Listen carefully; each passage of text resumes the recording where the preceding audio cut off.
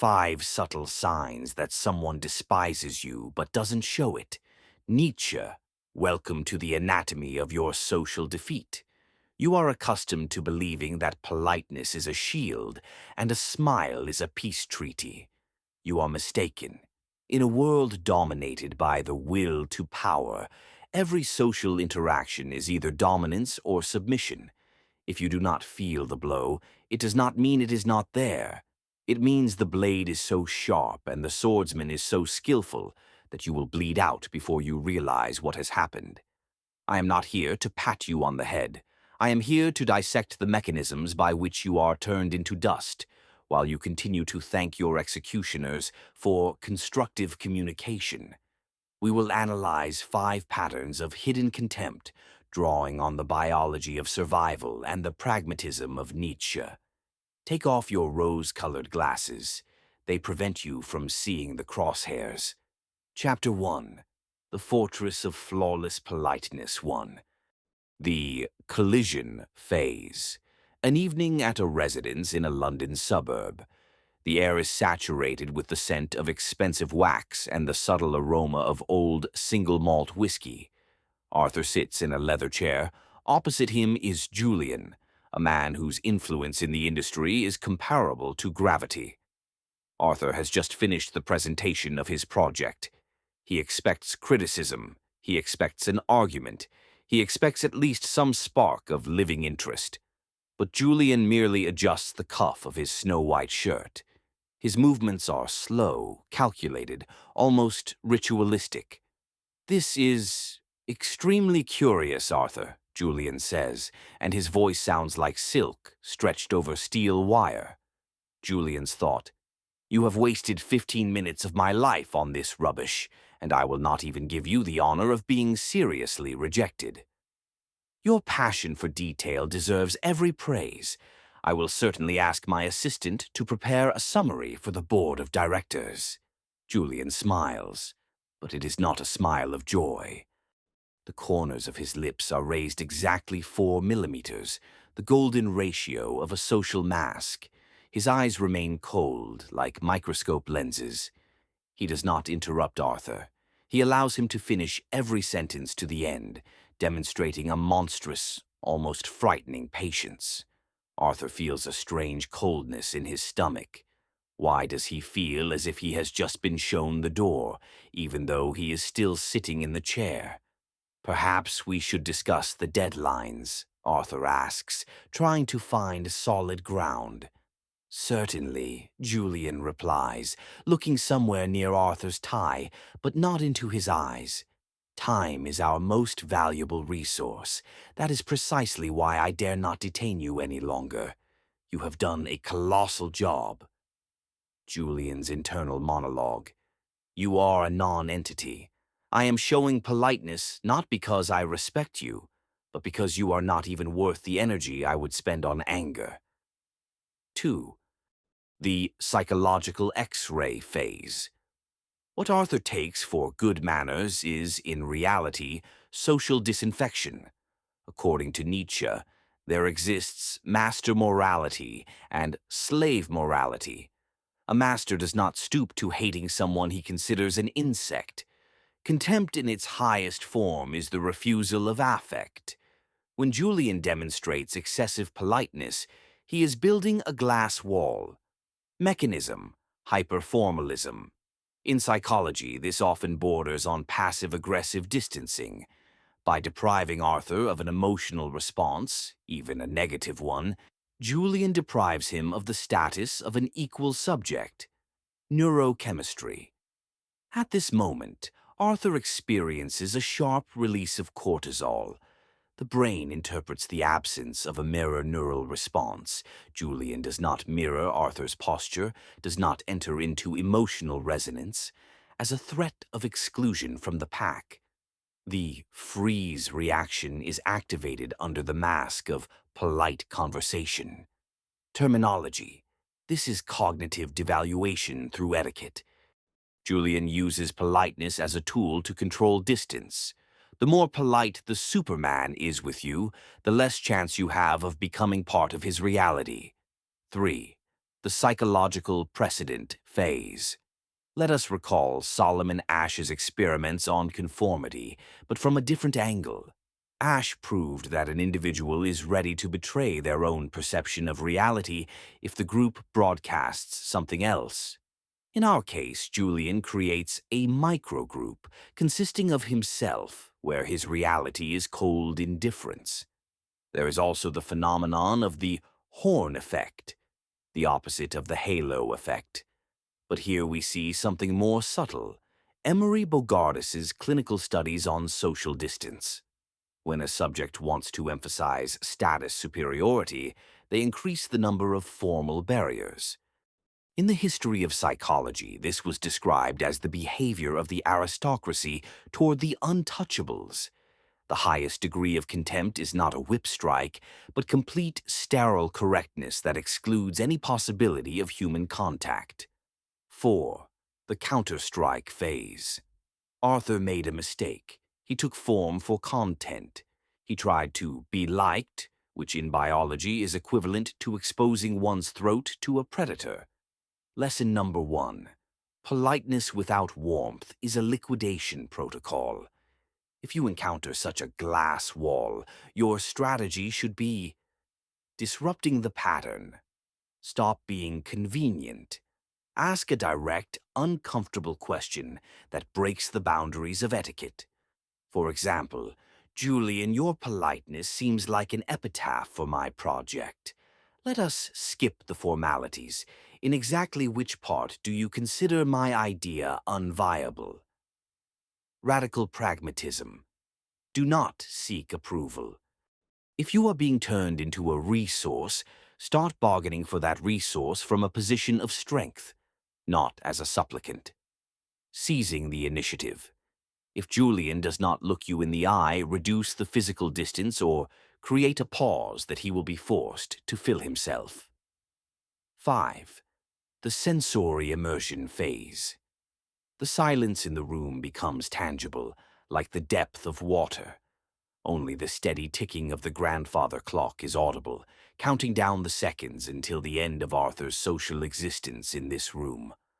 The cold light of the lamps reflects off the polished surface of the table, turning it into a mirror in which Arthur looks small and lost.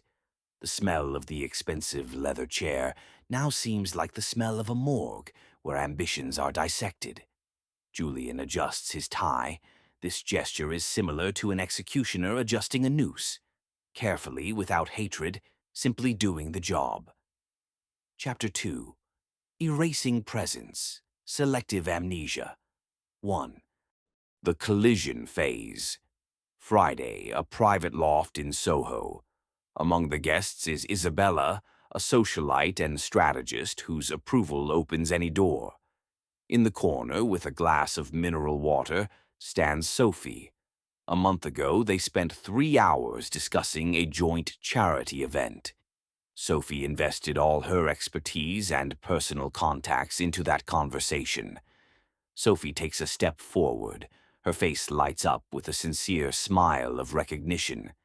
Isabella, it is so good to see you again.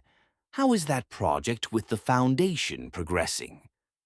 Isabella slowly turns her head. Her gaze slides over Sophie's face as if she is studying a spot on the wallpaper that she cannot quite identify. The pause lasts 3 seconds longer than permissible. Isabella's internal monologue. I remember perfectly well who you are, but to acknowledge it is to acknowledge your significance. Today you are merely the background for my grace. Forgive me. Isabella slightly furrows her brows, creating the illusion of agonizing thought. Your face seems familiar. Did we cross paths at the Stevens auction, or are you Michael's assistant? Sophie's world collapses. She feels her cheeks burning with shame. She begins feverishly reminding Isabella of the details of their meeting, sinking into the role of a supplicant, proving her right to exist. Oh, of course, Sophie.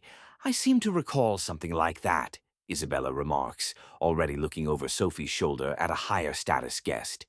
It is sweet of you to have approached me. 2. The psychological X-ray phase. This is demonstrative insignificance. Isabella uses amnesia as a tool of suppression.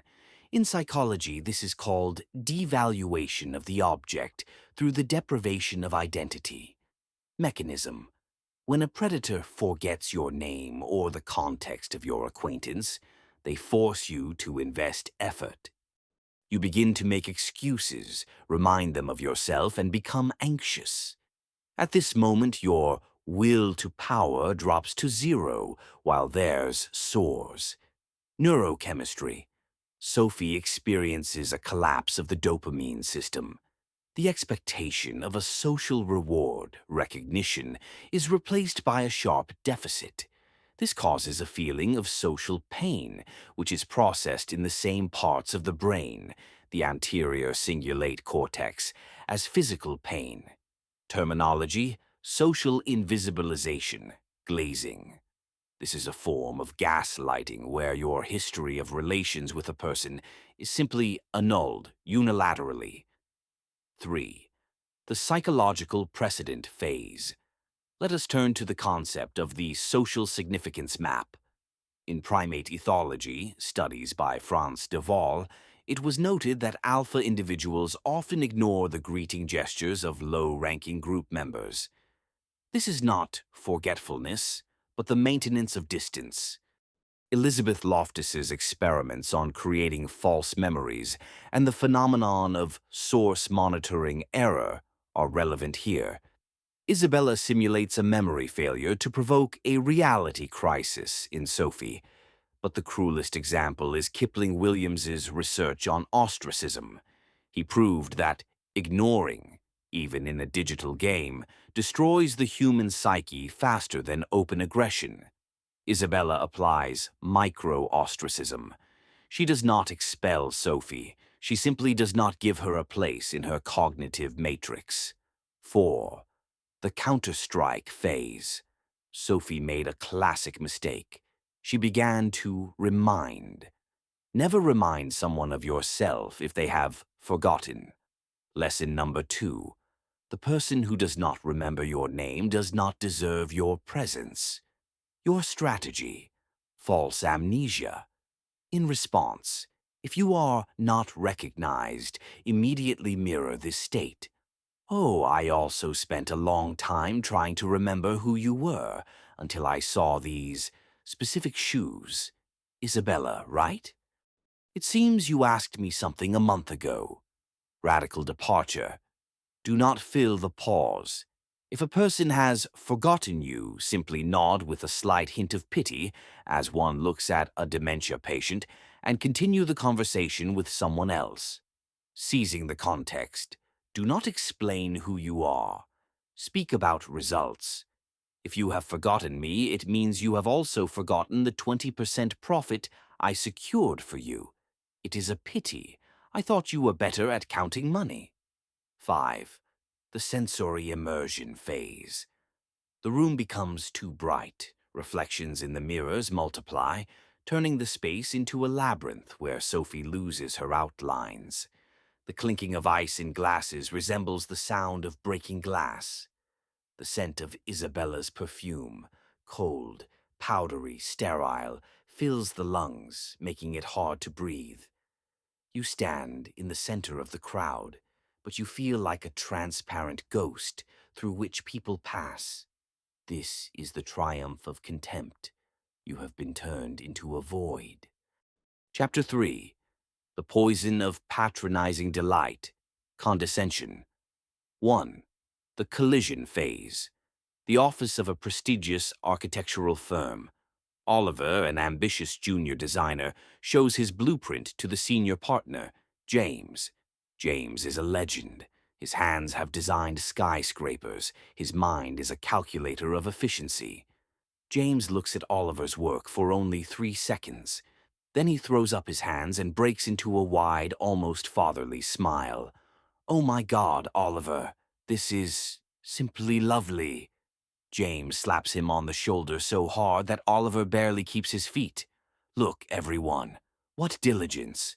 What a sweet attempt to use neo-Gothic in a parking lot project. It is so touching. James's internal monologue. You are a child playing in a sandbox. Your work is meaningless, but I will praise you so loudly that everyone understands. You are not my competitor. You are my pet. James begins to summon colleagues, pointing to a small, insignificant detail of Oliver's blueprint. Just look at these lines. Oliver, you must have spent the entire night drawing this swirl. Such perseverance. We should all learn from Oliver. Patience. Oliver feels his professionalism melting away. He is being praised, but he feels as if he has just been flogged in front of everyone. 2. The psychological X-ray phase. This is infantilization. James uses praise as a tranquilizer. Mechanism. Praise for secondary qualities, diligence, perseverance, sweetness, while completely ignoring the main ones, strategy, talent, innovation. This is a way to lock a person into the role of an eternal student or a diligent executor. Neurochemistry. The release of oxytocin from praise mixes with the adrenaline from the realization of a hidden threat. This chemical cocktail creates a state of confusion, cognitive dissonance. You cannot be angry because you are being praised, but your self-esteem drops. Terminology. The kiss of Judas in management. Or mortal praise. This is a way to emphasize hierarchy by presenting your own virtues as a given and the other person's as a curious anomaly. 3. The psychological precedent phase. In social psychology, there is the concept of the stereotype content model, Fisk et al. It divides the perception of people into two axes, warmth and competence. When James calls Oliver sweet and diligent, he artificially raises his warmth score, but simultaneously zeroes out his competence score. We treat children, puppies, and losers with warmth. Let us recall the reverse Pygmalion effect. If an authority figure broadcasts to you that your limit is sweet swirls, your brain begins to adapt to this low bar, killing your ambition. This is pure ethology. The dominant male grooms the subordinate, so that the latter does not claim his territory. 4. The counter-strike phase. Oliver swallows the bait by starting to thank James for the praise. This is a capitulation. Lesson number 3. Excessive praise for trifles is an attempt to hide your potential. Your strategy, rejecting the child. Status. Interrupt the delight with a cold, technical question. James, I am glad you liked my diligence. Now let us move on to the calculation of loads on the supporting structures. I have applied a non-standard solution here. What is your opinion of it? Breaking the frame. Agree and devalue the praise. Yes, the swirl turned out well. I sketched it in 5 minutes. What is more important here is the optimization of the entrance logistics. Did you notice that? Irony. James, your praise sounds as if I have finally learned how to tie my shoelaces. Let us return to architecture. 5. The sensory immersion phase. James's voice sounds too loud. It fills the entire office space like sticky molasses. You smell antiseptic and old paper. The air feels thick and sweet, making you feel slightly nauseous. The gazes of colleagues are a mixture of relief that it is not them being praised and pity. You stand under this spotlight of approval, and you feel how your real personality dries and cracks under its beams, leaving only a cardboard figure of a diligent boy. Chapter 4. The Physiology of Disgust, Micro-Leakages. 1. The collision phase. A vernissage in a prestigious Mayfair gallery. Marcus, an ambitious collector, has just purchased a canvas that is considered an entry ticket into the highest circles. He stands next to Elena, a woman whose lineage can be traced back to the Tudor era and whose taste is absolute law within these walls. Marcus revels in his triumph. He turns to Elena, expecting recognition of his new status. "Elena, I have finally acquired it. I suppose my office will now have a finished look." Elena turns her face toward him. She smiles, perfectly, symmetrically, as her governess taught her. "It is a bold choice, Marcus. Very modern," she says. But in the moment she takes a breath before the phrase, something barely perceptible happens. Her upper lip rises for a fraction of a second, exposing her teeth, and the wings of her nose flare almost imperceptibly, as if she has smelled rotting meat. Elena's internal monologue. "You can buy a painting, but you cannot buy breeding.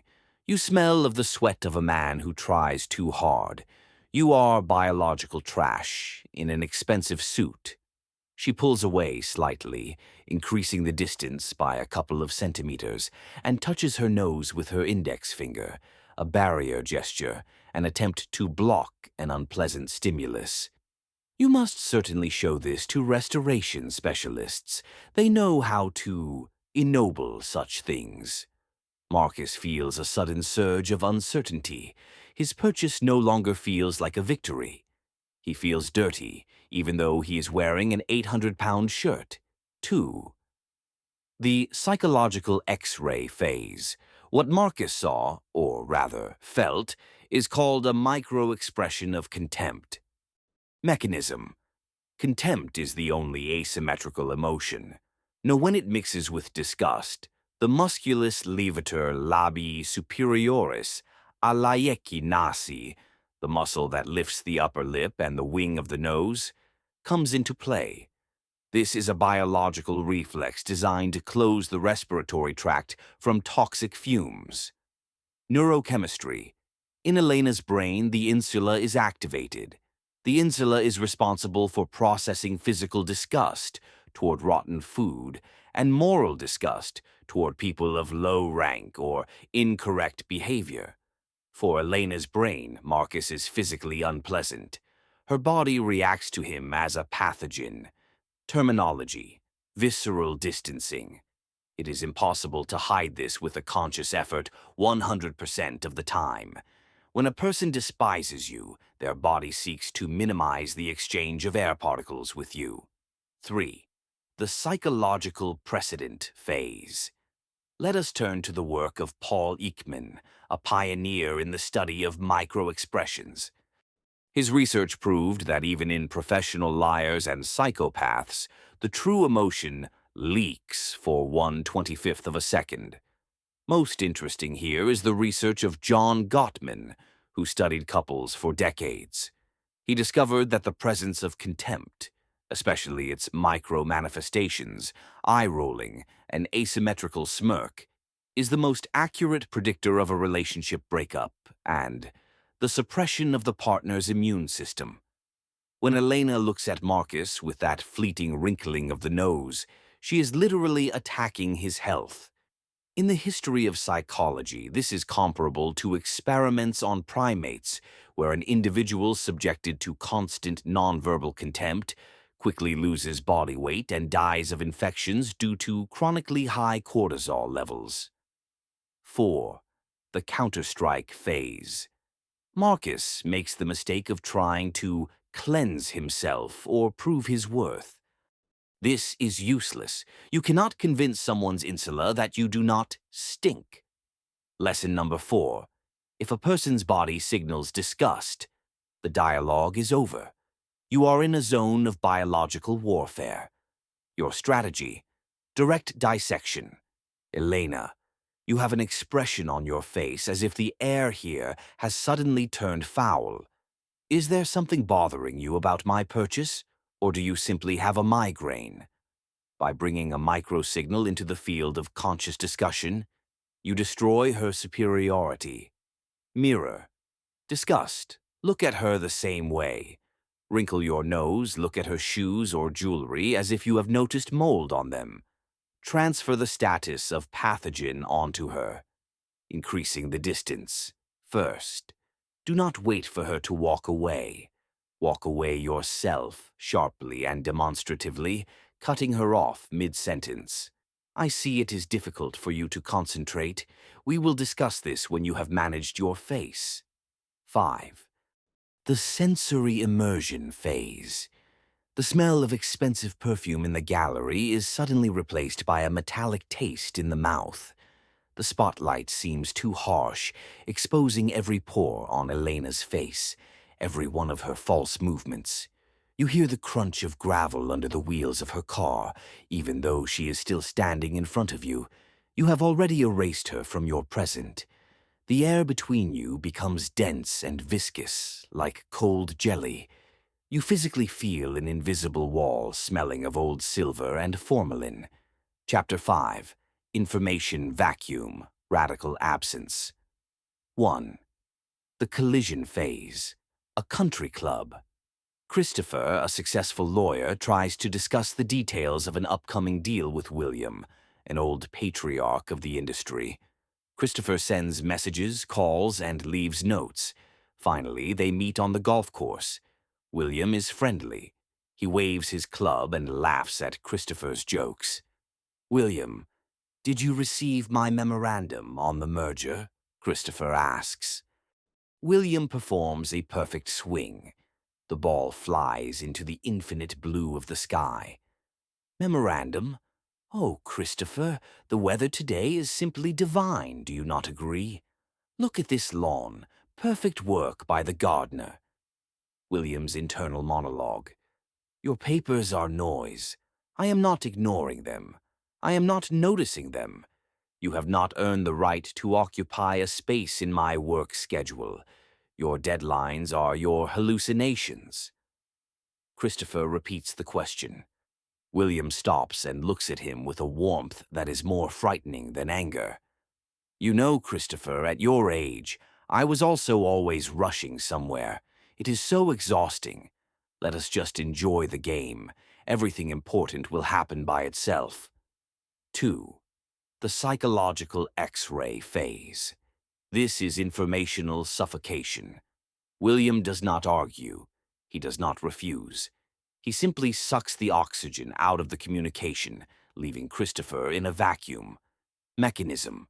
Total ignoring of the content while maintaining the form. This is the highest form of dominance, deciding what is a topic of conversation and what does not exist. Neurochemistry. Christopher begins to experience information hunger. The absence of a feedback loop forces the brain to generate endless scenarios of anxiety. This leads to the depletion of glycogen in the prefrontal cortex.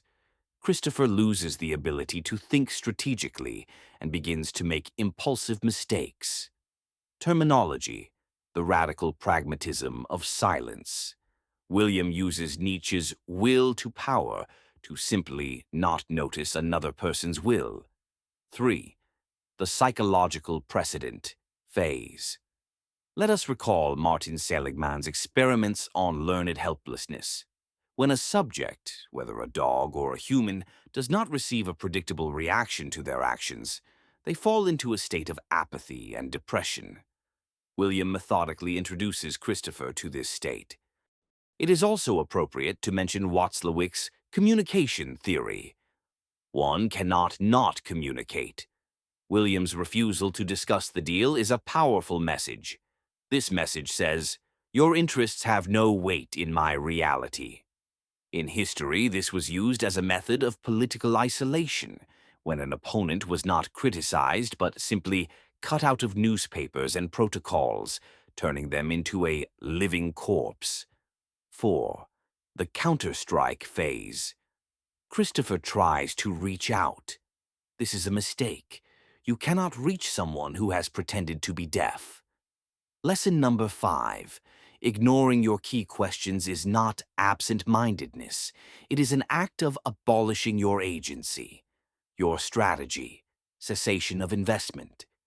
Immediately stop sending messages and calling. The vacuum must become mutual. Changing the venue. If William ignores you as a lawyer, become a threat or an opportunity for him in another sphere. Ultimatum of action. William, I see that golf is more important to you than the deal. That is your right. I will pass the offer to your competitors, since you have the day off today. Have a good game. 5. The sensory immersion phase. The green of the golf course becomes unbearably bright, almost fluorescent. The sound of the club hitting the ball resonates in your ears like a gunshot. You feel trapped in a transparent sphere. You scream, but the sound does not go outside. The wind carries the smell of freshly cut grass and the cold indifference of centuries-old traditions. You are superfluous here. You are merely a shadow trying to speak to a mountain. Anatomy, complete. You have seen the 5 faces of contempt. 1, politeness as a wall, Arthur and Julian. 2, erasing the name, Sophie and Isabella. 3, praise as infantilization, Oliver and James. 4, physiological disgust, Marcus and Elena.